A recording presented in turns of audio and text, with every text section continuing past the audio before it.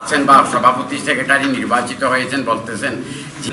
আমরা আপনাদেরকে লাভ দূর করে আপনাদের মাধ্যমে অনুরোধ করব, আপনারা সবাই মিলে এক বিএনপিকে শক্তিশালী করেন। সদ্য ঘোষিত উপজেলা ইউনিয়ন বিএনপির কমিটি ফকাট কমিটি আক্কাদিয়ারে বাতিলের দাবিতে সংবাদ সম্মেলন করছে হলদিয়া ইউনিয়ন বিএনপি। ফেব্রুয়ারি 10 তারিখ বিকালে হলদিয়া ইউনিয়ন বিএনপির কার্যালয় ন্যায্যে এই সাংবাদিক সম্মেলনের আয়োজন করছে রাউজানের হলদিয়া ইউনিয়নের পদবঞ্চিত বিএনপির নেতাকর্মী হলে। রাউজান উপজেলা বিএনপির সদস্য মহিউদ্দিন জীবনের সঞ্চালনায় সাংবাদিক সম্মেলনের লিখিত বক্তব্য পাঠ করছে উপজেলা বিএনপির যুগ্ম আহ্বায়ক মুসলাউদ্দিন।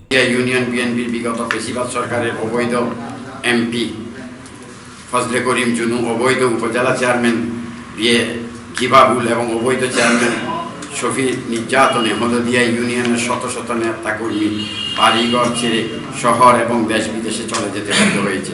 এছাড়াও একটা বক্তব্য রাখি ডাবা ইউনিয়ন পরিষদের সাবেক চেয়ারম্যান দিদাউল আলম, অন্যান্যর মাঝে উপস্থিত আছেন উপজেলা বিএনপি নেতা আবুল কাশেম, হলদিয়া ইউনিয়ন বিএনপি সাবেক সভাপতি সৈয়দ মোহাম্মদ কামাল উদ্দিন, সাবেক সাধারণ সম্পাদক Mohammad Harunur Rashid, Kamal Uddin, Khurshed Alam Jiku, Nurul Alam Talukdar, Yusuf Talukdar, K M Asgar Uddin Chowdhury, Rashedul Islam Chowdhury, জহুদ Ahmad member, Ahmad মিয়া মেম্বার, মাস্টার হোসেন, জসিম উদ্দিন চৌধুরী, আজিজ উদ্দিন মানিক, আব্দুল খালেদ সহ আরো অনেকে সম্মেলনত বক্তব্য হই সাবেক সংসদ সদস্য, বাংলাদেশ জাতীয়তাবাদী দল নির্বাহী কমিটির ভাইস চেয়ারম্যান আলহাজ গেরুদা হাদাস চৌধুরীর নেতৃত্বে 17 বছরের মধ্যে আন্দোলন সংগ্রামের মধ্যে উপস্থিত আছিলাম।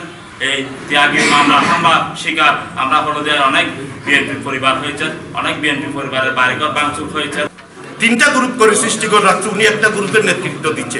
রাঙ্গুনিয়াতে দেখেন একটা গ্রুপকে কুতুবুদ্দিন এবং ওই আসনাদকে দিয়ে আরেকটা প্রতিপক্ষ দাঁড় করেছে বিএনপি, অথচ এটা সালাউদ্দিনের কাদের ঘাঁটি। কিন্তু হাটাদারিতেও করছে, রাউজানও করছে, মিরেশ্বরাই করছে, ফটিকছড়িতেও করছে। উনি একটা গ্রুপকে দিয়ে আরেকটা গ্রুপকে বিএনপির প্রতিপক্ষ দাঁড় করায়। C+ TV Chittagong.